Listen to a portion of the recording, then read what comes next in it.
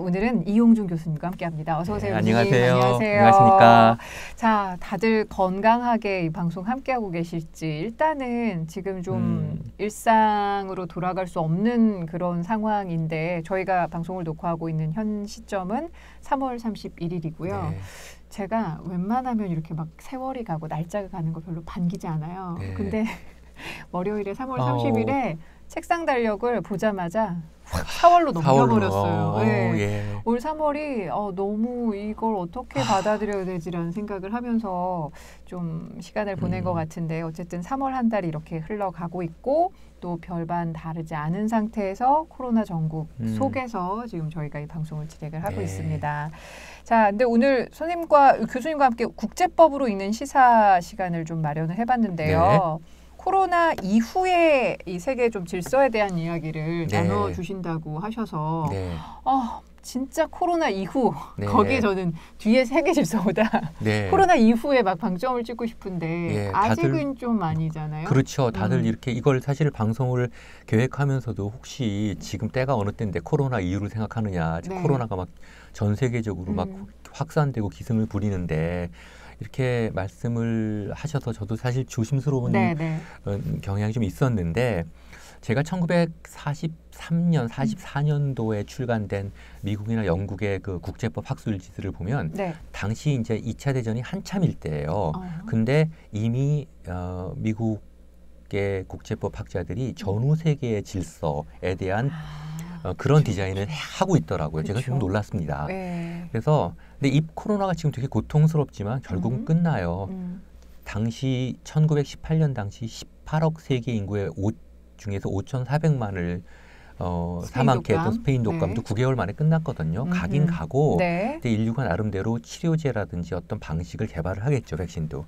그렇지만 지금 시점에서 또 우리는 미래를 봐야 되니까 코로나 이후의 세계가 어떻게 변화하고 그것에 어떻게 대응할지에 대해서 담론을 좀 시작해야 되지 않을까 이런 생각을 좀 하고 있어요. 왜냐하면 지금 이제 코로나의 과학적 실체, 코로나가 아니죠. 신종 코로나죠. 코로나 바이러스는 있는 거고.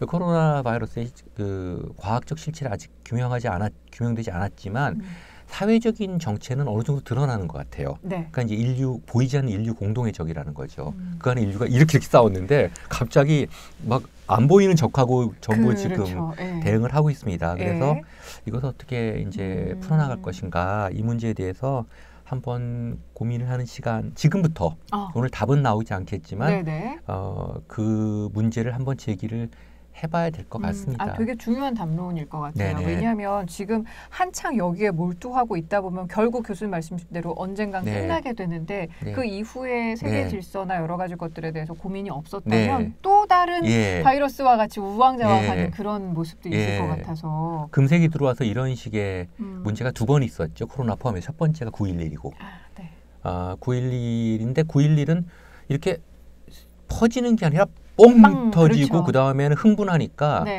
그 체계적인 대응을 생각을 못하고 막 미국이 막 계속해서 중동 공격을 하는 방식으로 갔죠. 그러다 보니까 미국도 큰 피해가 왔고 세계의 질서가 많이 이렇게 붕괴됐는데 이것도 사실은 9.11 못지않는 어떤 정말 어떻게 보면 스멀스멀한 내상을 지금 세계 경제, 사회, 정치 모든 거에 주고 있거든요. 근데 이건 글쎄 9.11과 좀 다르게 이렇게 시간차를 두고 계속 시간을 두고 그 우리한테 피해를 주고 있기 때문에 어떻게 보면 우리가 좀 이런 미래를 고민할 수 있는 시간은 좀 있는 것 같아요. 그래서 지금부터 준비를 해나가야 되지 않을까 그런 생각을 하고 있습니다. 알겠습니다. 그럼 오늘 하나하나 좀 짚어볼게요. 일단 그 코로나 대응 과정에서 봤을 때 어떤 국제적인 공조를 이야기할 때는 WHO 얘기를 안 할 수가 없는데 사실 평가에 대해서 이미 좀 비판이 많죠. 비판적인 면들이 좀 많이 있어요. 교수님 어떻게 보셨는지요? 물론 지금 WTO의 이제 가장 기본적인 체제가 WHO. 죄송합니다. 하도 제가 워낙 WTO를 일을 하시니까. 저는 사실은 트레이드 로이어는 아닙니다. 아닌데 요새 근데 WHO의 그 가장 기본적인 그 팬데믹, 그 에피데믹 전염병 대응 시스템이 이제 정보 공유하고 위험 경보 시스템으로 되어 있는데요. 그게 이제 지난 시간에 말씀드렸던 그 International Health Regulation 국제 보건 규칙 이제 2005년에 이제 나온 네. 그건데 그 정보 공유 시스템에서도 그 샘플 공유를 요번에 그 규정하지 않아 갖고 중국의 샘플을 나오고도 그것을 공유하지 않는 바람에 국제적으로 대응이 늦었죠. 그리고 WTO가 그 문제에 대해서 중국에 대해서 강력하게 좀 그것을 강제할 수 있는 그런 정치적, 법적 어떤 툴이 없었어요. 그래서 이제 뭐 그 IHR, International Health Regulation의 뭐 제 6조 2항, 제 7조 같은 데서 이제 대응 조치를 얘기를 하고 있는데 네. 그런데도 불구하고 샘플 공유를 이제 미처 생각하지 못해 갖고 그 문제에 대한 이제 한계가 있었다는 거. 그다음에 이제 위험 경보 체제도 그 문제를 구체적인 대응을 안 하고 있어요. 많이 늦었죠. 위험 경보 같은 경우도 3월 그렇죠. 11일 날 팬데믹 선언을 했을 때 이미 4,000명이 사망했을 때 전 세계에서 네네. 지금 그 했거든요. 근데 이제 그래서 이제 많은 분들이 뭐 WHO가 뭐를 한 기관이냐 그리고 거기서 나온 그 규칙이라는 게 왜 이렇게 좀 실효성이 없냐 이렇게 말씀을 하시고 국제법의 어떤 효용에 대한 회의적인 네네네. 말씀도 하시는데 그게 아니라 지금까지 1918년 이후에 이런 게 처음이에요. 그러니까 2차 대전 후에 본격적으로 국제사회가 형성됐을 때 이런 경험이 없었던 거예요. 국지전만 있었지. 네네. 그러니까 WTO에서 죄송합니다. WHO에서 이러한 법규 정비, 입법적 정비를 좀 못한 거예요. 그러니까 연성법이라고 해서 어떤 선언적인 기능만 이렇게 만들어놨거든요. 네네. 그러니까 그거를 대응을 못하다 보니까 무언가 좀 강제력을 가지고 있는 법규가 아직 나오지 않은 거죠. 네네. 이렇게 생각해 보세요. 지금 조주빈 사건 있죠. 예. 뭐 정말 감정적으로는 정말 뭐 좀 끌어오르는데 네네. 지금 답답한 게 조주빈이 기소가 돼서 재판을 받았을 때 제가 형법 전문가는 아니지만 어쨌든 법대 교수로 봐서 저거 몇 년 안 삽니다. 왜냐하면은 적용 법규가 없어요. 그러니까 지금 어떤 실체가 있는데 그 실체를 규제하거나 관찰하거나 관리를 할 만한 어떤 법적인 규제 자체가 미처 못 따라가는 것에 정말 전형적인 게 이런 조주빈 사건이고 디지털 성착취 관련된 거 그리고 이 지금 전 세계적인 바이러스 관련된 문제도 그 비슷하게 그렇고. 지금 제가 그 예를 들어드리는 건데요. 제가 생각해 보니까 그런데 지금 국회에 계류 중이거든요. 몇 년째 계류 중이래요. 해달라고 그걸 그런데 그거에 대한 특별법 그 디지털 성착취 성폭력에 대한 그 특별법이 국회에 통과가 안 되다 보니까 과거에 있는 일반법으로 하거든요. 그러면 저거 글쎄 지금 경찰에서 뭐 나오기로는 범단 그 범죄단체 뭐 혐의까지 지금 소명을 한다고 하는데 법원에서 일반적으로 범단을 잘 안 받아줍니다. 예, 그거는 굉장히 엄격한 조건을 갖고 있어요. 근데 이제 그렇게 하면은 제가 뭐 그쪽 전문가는 아니지만 저 들어가서 몇 년 안 삽니다. 그리고 공분을 사는 것에 비해서는 몇 년 안 살고 나와요. 그리고 지금 국민들은 저것 때문에 전부터 분노하고 계시지만 이제 다른 사건 나고 한 몇 달 지나고 1년 지나 보세요. 그러면은 조주빈이 뭐 그냥 뭐 사라진 사람이 되고 그냥 몇 년 살다 나오는 거면 또 저짓하는 거거든요. 그러니까 그런 식으로 요번 사건을 이제 요번 그 팬데믹을 기화로 해갖고 국제사회가 WHO를 통해갖고 좀 더 강력하고 좀 실효성 있는 그런 법제를 정비를 하게 되겠죠. 그러니까 이게 뭐 국제법이란 어떤 큰 실체가 무능해서가 아니라 거기까지 미처 생각을 못한 거예요. 그렇죠. 예컨대 미국 같은 경우도 부시 정부 때 몇 억 장 정도의 마스크를 가지고 있었는데 그 지난번 H1 독감인가 그때 다 써버리고 새로 만들어야 되는데 미국은 민간 의료는 세계 최고지만 공공이 아니잖아요. 그러니까 지금 없다는 거예요. 제 친구들 지금 미국에서도 어떻게 하냐니까 재봉틀로 이걸 박아갖고 쓰고 다닌대요. 아니 미국이 75센트짜리 마스크가 없어서 국민들이 재봉틀로 이걸 하고 다니는 이게 무슨 뭐 아프리카 어디도 아니고 그래서 하여튼 지금 논의를 하겠지만 그런 보건 관련 문제들이 좀 뭐 조금 설명이 필요하지만 연성법의 한계들이 그런 데서 드러났고요. 이제 국제사회가 이제 머리를 맞대고 강력한 실효성을 가지고 있는 국제 입법을 좀 해야 될 시기가 왔습니다. 그런 건 뭐 이쪽 정치 분야에서 많죠. 그럼요. 안보리가 한번 나서면 뭐 그렇죠. 쫄딱망하게 만들거든요. 그렇죠. 그렇게 하는. 네. 그러니까 보건 관련해서 이런 지금 정말 전대미문의 네. 사건에 네. 온 인류가, 온 세계 정말 시민들이 다들 놀라고 있는 이런 상황이 돼버린 건데, 네. 자, 그렇다면 이번을 계기로 해서 네. 어떻게든 변화는 반드시 있어야 될 것 예, 같아요. 예. 사실은 WHO 사무총장이 뭐라고 얘기를 해도 네. 그게 저희는 그리고 그런 거 있잖아요. 뭐 나라가 얘기하고 뭐 국제적인 기구가 뭐 얘기한다 네. 그러면 다들 이렇게 막 지켜보고 있는데 네. 그의 입에서 나오는 발언들이 너무 심각성을 모르고 있고 예. 그리고 오히려 외면하려 하나? 네. 그러다 보니 뭐 그게 진짜인지 가짜인지 모르겠으나 뭐 네. 강대국들의 돈을 받아 그렇다는 둥, 네. 뭐 어디에 돈을 받아서 그렇다는 네. 둥 이런 얘기면 나오니까 정말 신뢰가 네. 안 가더라고요. 네. 어떻게 변해야 될까요? 지금 이제 큰 이제 변화의 어떤 변곡점에 서 있는 건데 어떻게 변화해야 될 거 이전에 어떻게 변화할 것인가. 아하. 그러니까 세계가 일단 현상 자체가 네네. 어떤 식으로 될까? 그래서 네. 이제 첫 번째가 저도 항상 주장을 하지만은 이제 뭐 우리가 이상적으로 얘기하지만 그게 이제는 우리 현실 앞에 닥친 게 국제적 연대, 글로벌 솔리더리티. 왜냐하면 지금까지는 국가와 테러리스트 그룹과의 어떤 무력 전쟁이 21세기 초반을 지배했다면 지금은 사실은 그 사회적 실체라는 게 보이지 않는 공동의 적과 인류 전체가 지금 대응하고 있는 거거든요. 그렇기 때문에 처음에는 뭐 중국과 제3 다른 나라들이 벽을 쳤지만은 뭐 지금 문제 있는 이탈리아를 비롯해서 많은 나라들이 중국을 사전 봉쇄했음에도 불구하고 저렇게 막 퍼져나가고 저렇게 퍼져나간 단지 막 중국 사람들이 막 하나하나 실어날랐다고 볼 수는 없잖아요. 그럼요. 이런 그 역학적 문제들을. 그렇죠. 예. 그래서 이거는 전 세계가 공동 대응해야 되는 문제고 특히 그 중심에 한국이 서 있죠. 네. 예, 한국 모델을 다 따라하니까. 예. 그래서 그 중심에 서 있다는 거. 그런 글로벌 솔리더리티 국제적 연대가 필요하고 그 연대가 더 필요한 시대로 변화해야 되고 우리 변화하고 있고 인식해야 될 것 같습니다. 예. 근데 두 번째는 이제 가장 우리가 지금 피부로 인식하는 게 뭐냐 하면 네. 저 유럽 저 왜 저래?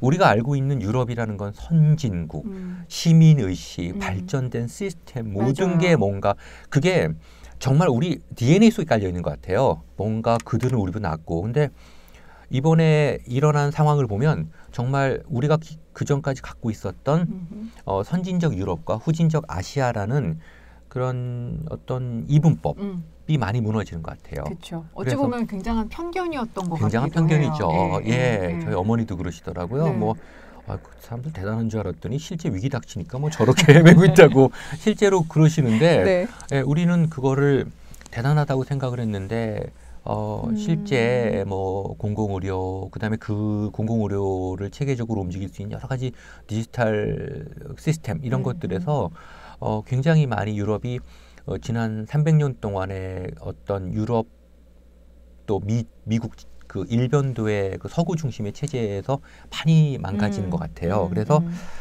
이 문제를 또 새로운 차원의 국제적인 패러다임으로 좀 변화시킬 필요가 있는 것 같습니다. 우리도 좀 많이 바뀌어야 되는 게 너무 좀 서양 사람들에 대해서 좀 우리 동료고 이렇다기보다는 좀 너무 좀 약간 예. 이렇게 숭배한 느낌. 네네네. 그러니까 저는 근데 그게 식민사관에서 계속해서 연속이 당연하죠. 됐던 것 같아요. 괜히 예. 우리 민족은 네. 뭐든 정말 약소국에서 네. 정말 힘들게 네. 그냥 버티고 있는 민족이라는 네. 이미지로 배워왔고 어렸을 때부터. 네. 근데 뭐 서구권 같은 경우는 뭐 정말 찬란한 오래된 네. 역사 속에서 문화적으로도 굉장히 부흥했고 이런 네. 식으로 교육받고 갖고 있었던 그런 게 그들을 높이 보는 건 물론 네. 좋지만 그들을 높이 보는 반대급부로 맞습니다. 우리를 굉장히 초라하게 생각했었는데 그건 좀 잘못된 맞습니다. 편견이었던 정확한 것 같아요. 지적이신 게 전쟁과 그 외세의 강점을 받았다는 건 역사가 단절된다는 뜻이거든요. 근데 그 역사의 단절이 어떻게 얘기해야 될까? 이렇게 영국이나 프랑스의 지배를 받았던 나라들의 특징들이 있는데 우리는 후발 제국주의의 강점을 받았거든요. 근데 그 일본의 특징이 뭐냐면 개화가 될 때 일본은 기본적으로 굉장히 컴플렉스가 많은 그 역사적인 컴플렉스가 많죠. 발전된 대륙의 중국 대륙의 발전된 문명으로부터 우린 소외된 그런 약간의 이등 시민이다라는 게 있었는데 네. 17세기쯤 들어와서 유럽 사람들을 보니까 이거 신인류가 온 거예요. 그래서 그쪽으로 방향을 틀었죠. 난 이쪽에 손 안 잡아. 손 안 잡아. 그리고 걔들이 보니까 뭐 신무기도 갖고 오고 그래서 중국도 그냥 이렇게 해주고 그러다 보니까 아주 자기네들을 유럽에 비해서 많이 모자란 사람이라고 생각했고 우리의 지배를 받는 너희들은 그만 더 열등해. 네, 이렇게 된 거죠. 그러다 보니까 우리한테 그런 식민사관들이 암암리에 서양에 대한 어떤 열등감으로 굉장히 자리 잡고 있어서 네. 심지어는 저희 분야도 그런데 전혀 한국을 모르고 뭐 중국 전문가, 미국 전문가 이런 분들이 얘기한 툭 던진 한국에 대한 사실은 얘기들도 그냥 뭐 절대적으로 받아들이는 그런 경향이 있거든요. 왜 우리 흔히 그러잖아. 외신 가라사대. 외신 가라사대. 외신은 말할 것도 네. 진짜로 그 외신이에요. 외신 그분이 솔직히 제가 이런 말씀 드리기 뭐는데 그 외신을 영어로 읽으셨는지 모르겠어요. 아니 저기 혹시 자료 화면 가능하시면 PD님 부탁드립니다. 외신에서 그랬잖아요. 외신에서 그렇게 발표를 했잖아요. 외신이 예, 그랬는데 그분이 그 외신을 진짜 읽어보셨는지 우리 임 소장님이 가셔서 좀 가끔 과외를 시켜주셔야 되는데 예, 그렇네요. 그런 지금 문제들이 어찌 보면 지금 이렇게 전 인류가 함께 당면한 문제를 해결하는 방식을 보면서도 이게 우리가 지금 굉장히 후진적이었던 것이 아니었는데 그거에 대해서 너무 좀 이렇게 좀 경직된 사고방식을 가졌던 것에 대한 자각을 좀 하게 됐다는 거. 그런 문제들이 그래서 정말 앞으로의 국제사회가 그런 후발 좀 개발도상국인 아시아와 선진적인 유럽의 그런 이분법이 아니라는 거. 네. 그래서 새롭게 재편되는 것에 우리가 조금 더 능동적으로 대응하고 적극적으로 뛰어들어야 된다 이런 생각이 드는데 아직도 이렇게 국제회의 나가봐도 좀 안 그런 분들이 좀 있어요. 이렇게 그냥 그렇게 하고 결정해 주시면은 대한민국은 따르겠소 이런 식으로. 사실 저도 사실은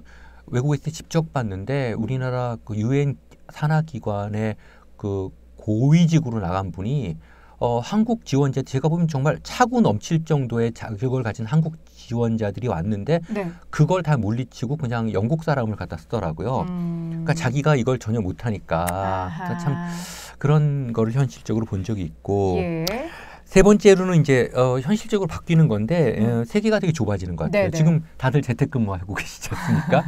근데 저희도 지금 원격 강의하고 있거든요. 저희 학교는 이제 웹엑스 씁니다. 근데 저도 사실 원격이라는 개념들을 최근에 알았는데 요번에 알진 않았어요. 작년 뭐 재작년쯤 알았는데 처음에 이제 스카이프 쓰고 그러다가 뭐 줌도 쓰고 근데 그게 사실 꼭 사람이 이렇게 물리적으로 꼭 모여야 될 항상 그럴 필요는 아니더라고요. 그래서 조금 더 그러한 디지타이제이션, 그러니까 디지털을 통한 어떤 세계의 변화, 물리적 변화 이런 것들을 대응을 해야 될 것 같습니다. 뭐 일례로 원격 강의 문제들인데 예전부터 좀 제가 주장을 해왔던 거거든요. 최근에 보면은 왜 미국이나 유럽의 명문 대학들은 그 강의 동영상으로 띄우지 않습니까? 저도 사실은 굉장히 신기했어요. 뭐 앞으로 뭐 몇십 년 후에는 뭐 대학에 뭐 몇 분의 1이 없어질 거다 뭐 이러는데 사실은 전 기본적으로는 반대인 게 그 학문과 진리의 전달이라는 건 사실은 스킨십이 좀 있어야 되거든요. 인격과 인격의 만남이긴 한데 이 사람들이 지금 추구하는 건 뭐냐 하면은 강의의 그 컨텐츠가 가지고 있는 부가가치 이거를 전방위적으로 전 지구화하자는 소리입니다. 그러니까 예전 같으면 예를 들어서 뭐 하버드 대학이다. 그럼 하버드 대학의 마이클 샌들 교수가 예전에는 이렇게 강의실에서 강의하고 학생들은 받아 적고 그랬는데 이거를 동영상화해서 전 세계에 퍼지면서 같이 보는데 그게 간단한 게 아닌 게 그렇게 하면서 그 강의를 해외에 있는 다른 학교들의 클래스까지 먹어 들어가는 거죠. 그렇죠. 왜냐하면은 교류 협정을 체결하면은 같은 튜이션 피 등록금을 내고 그쪽 강의를 들을 수가 있거든요. 근데 제가 분명히 말씀드리는데요. 이것도 또 똑같이 다이커터미를 하버드 대학 교수라고 더 강의를 잘하는 게 아니에요. 더 실력 있는 게 아닙니다. 그 사람들이 한국 문제를 어떻게 알아요? 저는 요즘 가갖고 한국 문제에 대한 진지하게 우리 얘기를 들으라고 얘기를 합니다. 우리는 고민했다. 예. 근데 그렇죠. 그게 뭐가 좋냐 하면 제가 들어봐도 그 강의의 컨텐츠를 최대화시킬 수 있는 시스템이 좋아요. 예컨대 제가 지금 강의를 하는데 세계 최고 두뇌 박사과정 조교 4명이 강의 때문에 붙고 교육 쪽으로 붙고 한 10명 정도의 석사과정이 데이터 다 모아서 딱딱 샘플해갖고 그다음에 학교에서 들어와갖고 강의 하나를 위해서 시뮬레이션 해봐요. 그리고 제가 들어간다고 생각해 보십시오. 오, 완벽하죠. 완벽하죠. 근데 저 막 그 직전까지 이러다 조교 교수님 강의 그래 정말 미안하죠 학생들한테. 근데 정말 저한테 떨어지는 뭐 행정적인 업무, 연구에 대한 부담을 생각하면은 강의에 대한 준비를 많이 할 수 없거든요. 근데 거긴 그렇게 해줘요. 근데 그게 아깝다는 거죠. 그러니까 그런 훌륭한 시스템이 뒷받침이 된다면 그게 우리 교수가 하버드대 교수보다 우리 문제에 있어서는 훨씬 더 잘하는 게 맞죠. 그럼 그걸 만들어서 우리도 그쪽에 우리 강의를 어떻게 얘기할까? 속된 말로 좀 팔 수가 있는 거죠. 그렇죠. 근데 문제는 지금 뭐 그런 미국이나 유럽의 명문대학들은 그 시스템을 이용해 갖고 이거를 확산해서 다른 학교 강의도 다 잡아먹겠다는 소리죠. 그러니까 이건 차원이 다른 거예요. 우리나라에서는 지금 어떻게 대응하고 있냐면 그거 버티면 돼, 안 하면 돼. 그리고 지금 철문 닫고 있거든요. 안 됩니다. 왜냐하면 그거에 일종의 이유가 뭐냐 하면 우리 학생들은 아직 그런 강의 들을 수준 안 돼. 그럼 저쪽이 어떻게 대응을 하는지 아십니까? 우리 강의를 1, 2, 3, 4, 5단계로 나눠서 할게. 1단계 줍니다. 그렇지. 아주 쉬운 영어로 아주 쉽게. 1단계 이 정도 2단계, 3단계 올라가는 거죠. 그러니까 그럴 때는 최근에 저 아는 그 문화인류학 교수님 한 분도 한국연구재단 지원을 받아갖고 동영상을 만들었는데 뭐냐 하면 한국의 대중문화, 그러니까 케이팝에 대한 설명이에요. 그러니까 베를린 대학 학생들, 미국의 명문대학 학생들이 이건 아무래도 한국 교수 듣자고 그럼요. 난리가 난 거예요. 그래서 그게 강의를 꽤 많이 수강을 하더라고요. 실시간으로 질문도 하고. 이제 앞으로는 사실은 저도 뭐 지난 겨울에 해외에 있어서 이제 뭐 우리 이민 뭐 여기 방송도 못했지만 사실은 저희 같은 전공들은 국제적인 활동을 많이 해야 되는데 굉장히 보강에 대한 압박이 크거든요. 전 분명히 합니다. 근데 가능하면 제가 어렵더라도 유럽 같으면 8시간 시차만 맞추면 제가 좀 어렵더라도 해외에서 직접 강의를 할 수 있거든요. 그렇죠. 근데 지금까지 한국의 마인드는 해외에서 그렇게 하는 건 너 강의 안 한 거야 라고. 근데 강의 안 하지 않거든요. 그렇죠. 그리고 출석도 더 엄격한 게 옆에 사람이 다 떠요. 그렇죠. 떠서 보통 이렇게 저도 어렸을 때 그랬으면 대리 출석이 안 돼요. 다 떠요. 얼굴이 너 누구 그렇기 때문에 훨씬 더 강의를 할 수 있는데 최근에 웹엑스나 이런 걸 통해 또 각 회사들, 기업들이나 사회단체들도 이렇게 하면서 재택근무를 하면서 서로 영상으로 그걸 보면서 이런 디지털화가 조금 더 가속화되지 않을까. 그렇죠. 그러니까 지금 세계가 좁아진다라고 표현을 해주셨는데, 그러니까 어찌 보면 우리가 좀 막연하게 뭐 어찌 미래라고도 할 게 아니고 이미 내 앞에 와 있는 코앞에 와 있었던 미래의 여러 가지 현상들에 대해서 우리가 별로 좀 실감하지 못했고 그리고 별로 사용할 가치를 잘 느끼지 못했었는데 이번 코로나 사태로 인해서 이게 더 정말 가속화되고 실용화되고 있다라는 걸 지금 저희가 너무 느끼게 되는 것 같아요. 그래서 뭐 이거 관련해서 이제 뭐 코로나 전국 이후에 뭐 뉴노멀이라는 표현까지도 하고 계시던데 점점 더 세계가 어찌 보면 좁아지고 이게 더 가속화될 것 같다라는 그런 말씀이신 것 같아요. 이 문제를 뭐 빌 게이츠 회장도 최근에 말씀을 하셨는데, 그러니까 정말 우리가 지금 집단 공황 상태로 빠지는 것 같아요. 왜 사재기 하는 거 있지 않습니까? 우리는 안 그러지만 그거 영어로 패닉 바잉이라고 하거든요. 패닉 상태에서. 패닉 바잉 막 그래서 왜 그 휴지 화장 그러니까 참 저 그게 정말 궁금해요. 왜 이렇게 화장지 회사는 모르셨어요? 그게 가짜 뉴스예요. 그러니까 뭐 화장지로 뭐 마스크를 대용할 수 있다는? 아니 중국 화장지의 원료가 중국에서 대부분 나오는데 중국 정부가 그 화장지 원료를 전부 마스크로 마스크 생산에 투입한다 그래서 화장지가 없을 거라 그러니까 그게 사실은 가짜 뉴스인데 전 세계가 화장지를 싹쓸이 해버린 거죠.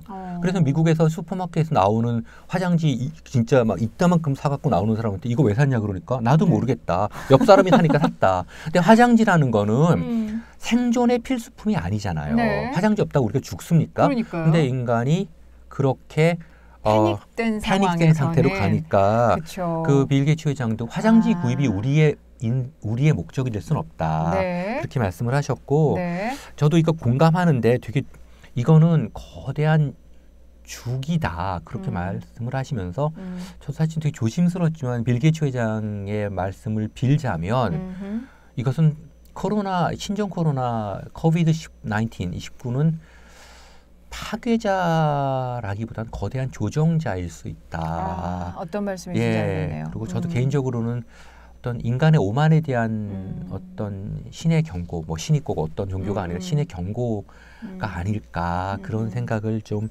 해보면서 네. 좀 더